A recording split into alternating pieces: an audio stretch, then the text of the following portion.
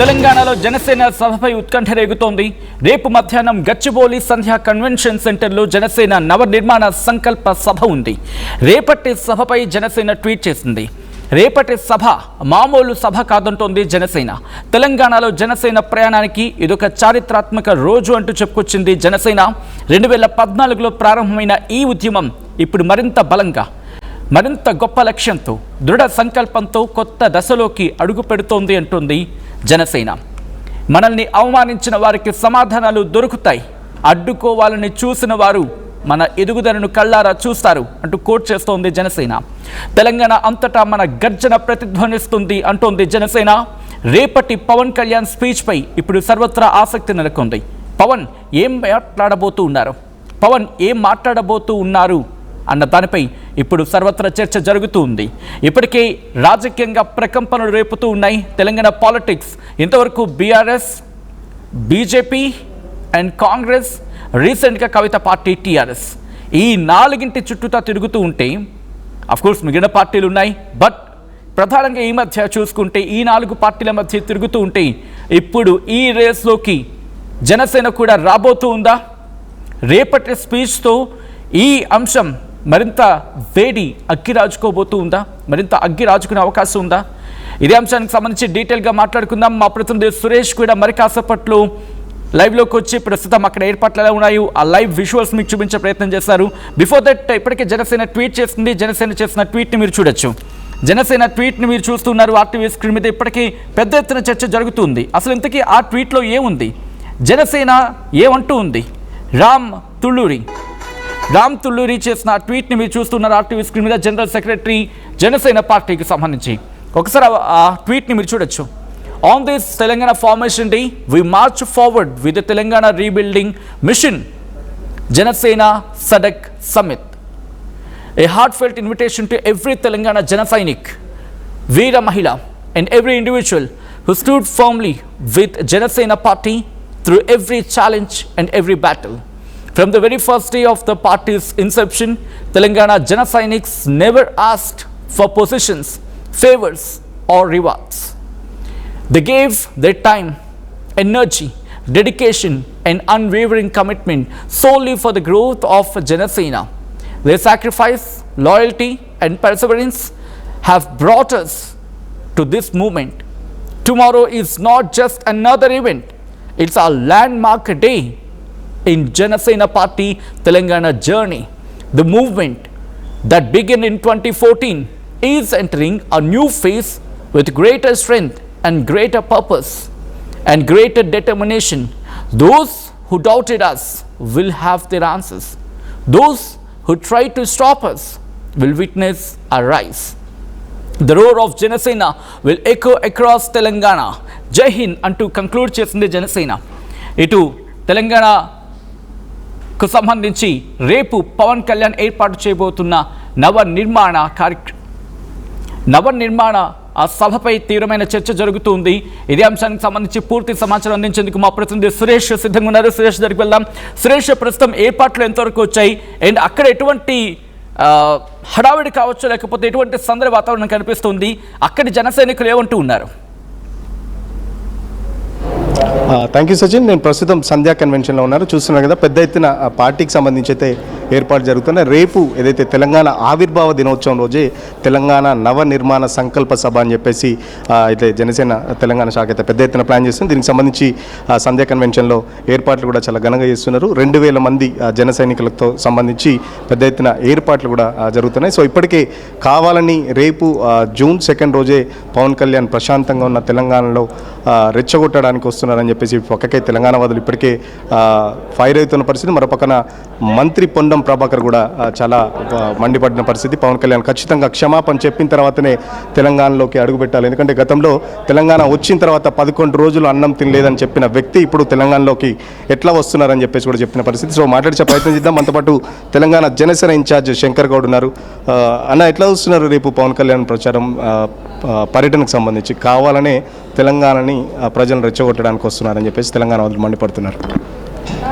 మీరు నాకు ఒక విచిత్రమైన విషయం ఏంటంటే 2014లో లేని సమస్య 2019లో లేని సమస్య, 2023లో లేని సమస్య 2026లోనే ఎందుకు వచ్చింది? ఎందుకంటే మేము పెట్టింది 2014లో పార్టీ, ఇదే తెలంగాణ గడ్డ మీద పెట్టడం జరిగింది.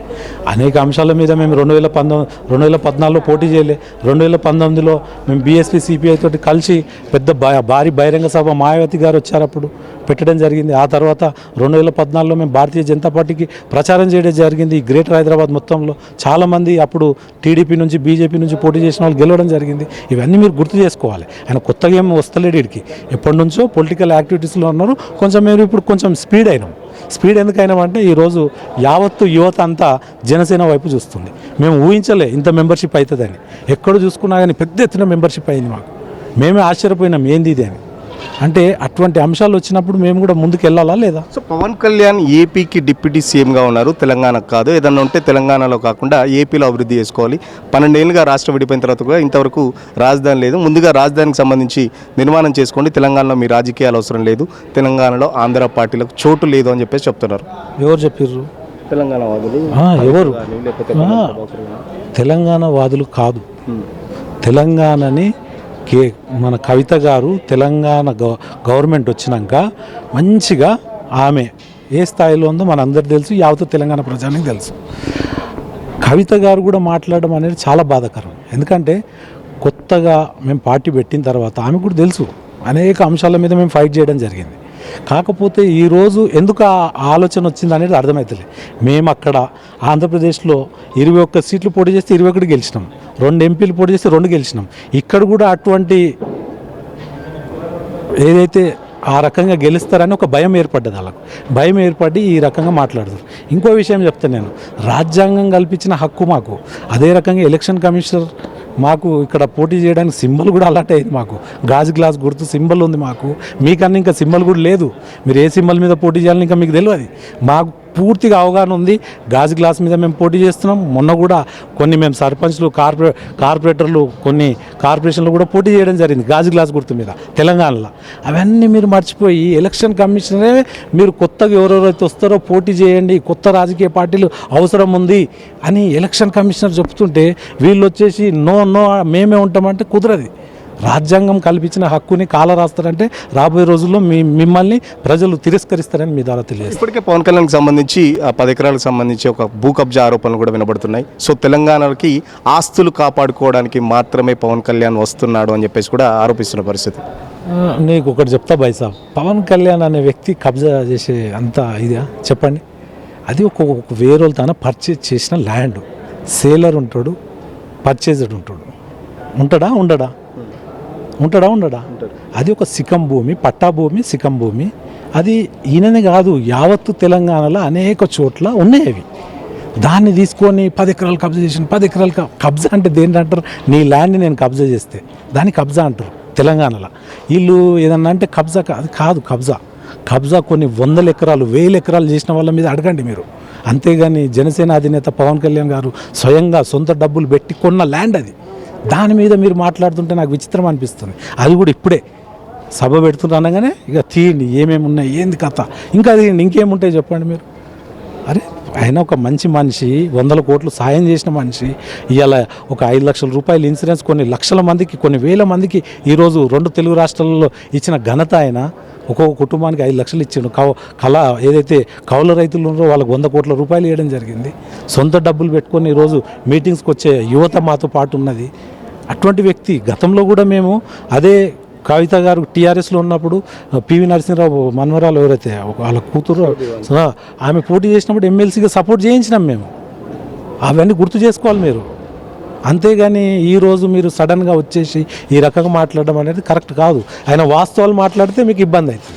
సో మంత్రి పొన్నం ప్రభాకర్ క్షమాపణ చెప్పిన తర్వాతనే తెలంగాణలో అడుగుపెట్టాలని చెప్పేసి కూడా ఒక డిమాండ్ చేసిన పరిస్థితి. మరి ఏంటి రేపు పవన్ కళ్యాణ్ తెలంగాణ ప్రజలకు క్షమాపణ చెప్తారా? ఎందుకంటే గతంలో తెలంగాణ వస్తే నేను 11 రోజులు అన్నం తినలేదని చెప్పిన పరిస్థితి. తర్వాత తెలంగాణ వాళ్ళ కళ్ళుబడి ఆంధ్రకు సంబంధించి పచ్చగా ఉండేది, అప్పుడు కూడా వ్యాఖ్యలు కూడా చేసిన పరిస్థితి. ముందు కూడా చెప్పినా నేను, కొబ్బరి తోట విషయంలో ఎవరైతే పచ్చగా ఉన్నాయో అవి ఎవరిదో దిష్టి తగిలింది అన్నాడు. ఎవరిదో దిష్టి తగిలిందని దాన్ని మ్యాన్పులేటింగ్ చేసి ఆ రకంగా చెప్పడం జరుగుతుంది. అది అయిపోయింది.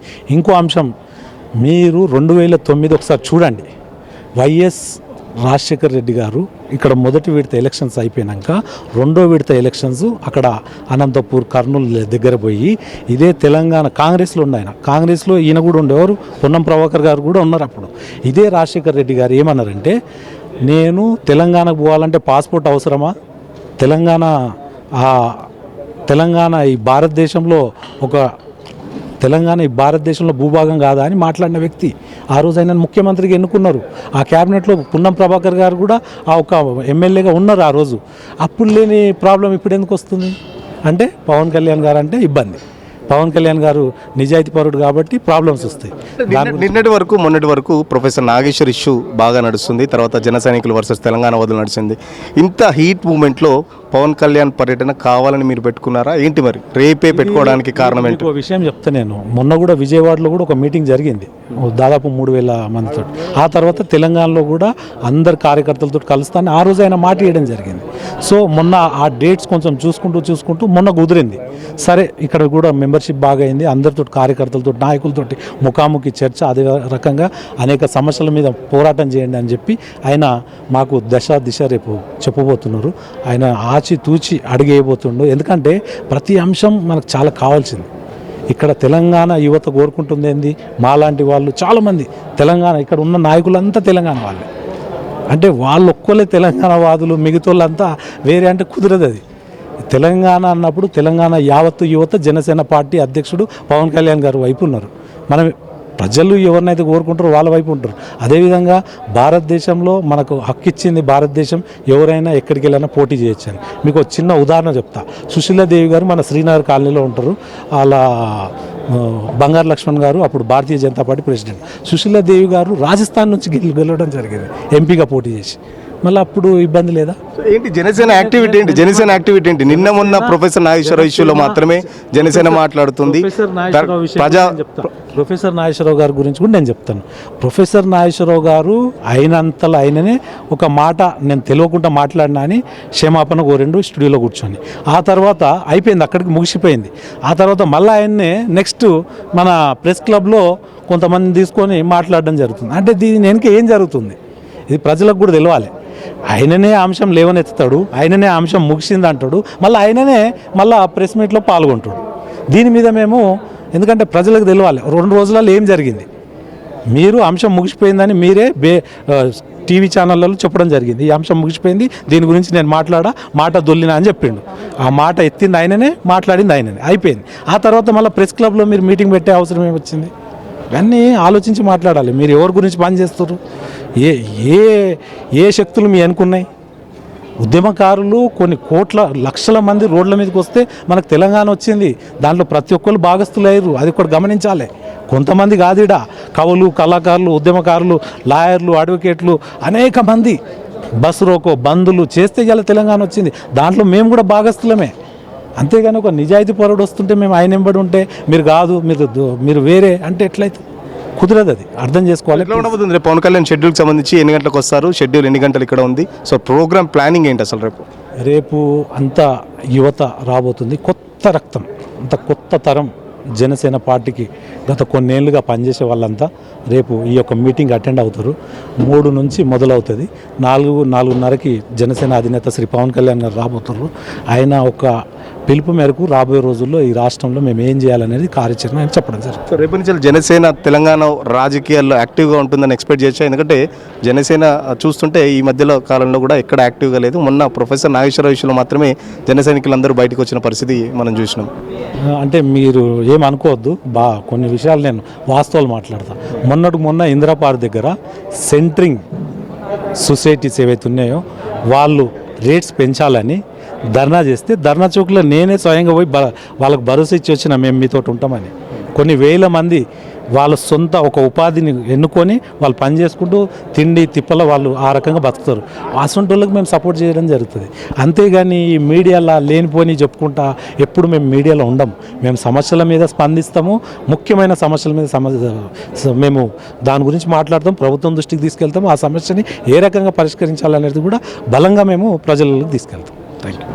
చూస్తున్నాం కదా, రేపు 3 గంటలకు మధ్యాహ్నం 3 గంటల తర్వాత ప్రోగ్రామ్ స్టార్ట్ అవుతుందని చెప్తున్న పరిస్థితి చూస్తున్నారు కదా. దాదాపు చైర్స్ అన్నీ వేశారు. సో 2000కు పైగా జన సైనికులు హాజరవుతున్నారు. పవన్ కళ్యాణ్ స్పీచ్ కూడా చాలా బాగుంటుంది. తెలంగాణకు సంబంధించి భవిష్యత్తులో జనసేన పార్టీ చేసే కార్యక్రమాలకు సంబంధించి కూడా రేపు పెద్ద ఎత్తున చర్చకు వస్తుందని చెప్పేసి కూడా చెప్తున్న పరిస్థితి. రేపు పవన్ కళ్యాణ్ దిశానిర్దేశం ఉంటుంది. తెలంగాణకు సంబంధించి పార్టీని ఎట్లా స్ట్రెంగ్తన్ చేయాలి. ఇప్పటికే తెలంగాణ వాదులు పార్టీకి సంబంధించి ఆ మీటింగ్ సంబంధించి అడ్డుకుంటామని చెప్పేసి చెప్తున్న పరిస్థితి. మరో పక్కన జన సైనికులు కూడా ఖచ్చితంగా పవన్ కళ్యాణ్ గురించి మాట్లాడితే తెలంగాణ వాదులుగా ఇప్పటికే నిన్న ప్రెస్ క్లబ్లో చేసిన సందర్భం కానీ, లేకపోతే పవన్ కళ్యాణ్ జోలికి వస్తే దాడిలో కూడా దిగుతామని చెప్పేసి అయితే జన సైనికులు కూడా ప్రెస్ మీట్ కూడా పెట్టి చెప్పిన పరిస్థితి. సో ఈ మధ్యకాలంలో ప్రొఫెసర్ నాగేశ్వరరావు ఇష్యూ ఇంత హీట్ మూమెంట్లో పవన్ కళ్యాణ్ కావాలని వస్తున్నారు. తెలంగాణలో ప్రశాంతంగా ఉన్న తెలంగాణలో కుట్రలు కుతంత్రాలు చేయడానికి వస్తున్నారు.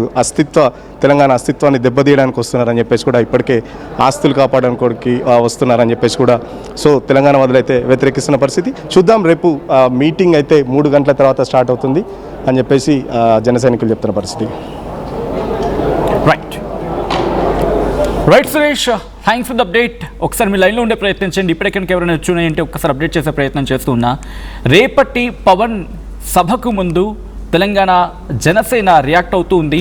అండ్ జనసేన ఒకటే చెబుతూ ఉంది, రేపు సభా కార్యక్రమం గురించి ఇప్పటికీ ట్వీట్స్ చేస్తూ ఉన్నారు, మాట్లాడుతూ ఉన్నారు. రేపు మధ్యాహ్నం గచ్చిబౌలిలోని సంధ్యా కన్వెన్షన్ సెంటర్లో జనసేన నవనిర్మాణ సంకల్ప సభను ఏర్పాటు చేస్తుంది. రేపటి సభపై జనసేన ట్వీట్ చేస్తూ రేపటి సభ మామూలు సభ కాదు అంటూ చెప్పుకొచ్చింది. దాంతోపాటు ఇంకా ఏముంటుందో ఒకసారి మీకు చూపిస్తున్నా.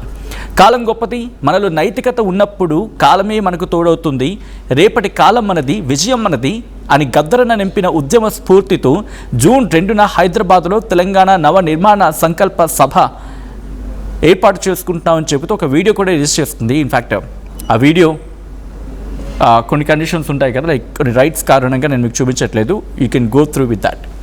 దాంతోపాటు ఇంకా చాలా అంశాలు పేర్కొనడం జరిగింది. రేపటి సభ తర్వాత తెలంగాణ చరిత్రలో, జనసేన చరిత్రలో రేపటి సభ తర్వాత మార్పులు ఉండబోతూ ఉన్నాయి. అదొక కీలకమైన మైల్ స్టోన్ కాబోతుందంటూ కూడా జనసేన ట్వీట్ చేసింది. తెలంగాణ జనసేన ప్రయాణానికి ఒక చారిత్రాత్మక రోజుగా మారబోతోంది అంటూ చెప్పుకొచ్చిన క్రమం. 2014లో ప్రారంభమైన ఈ ఉద్యమం ఇప్పుడు మరింత గొప్ప లక్ష్యంతో, దృఢ సంకల్పంతో కొత్త దశలోకి అడుగు పెడుతోంది అంటూ చెప్పుకొచ్చింది జనసేన. దాంతోపాటు మనల్ని అనుమానించిన వారికి సమాధానాలు దొరుకుతాయంటోంది Janasena.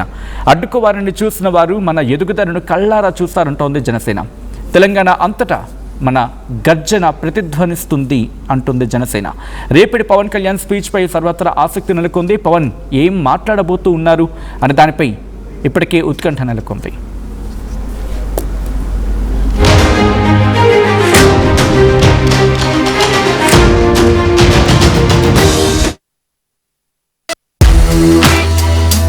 At KL, experience what it feels like to be a true engineer.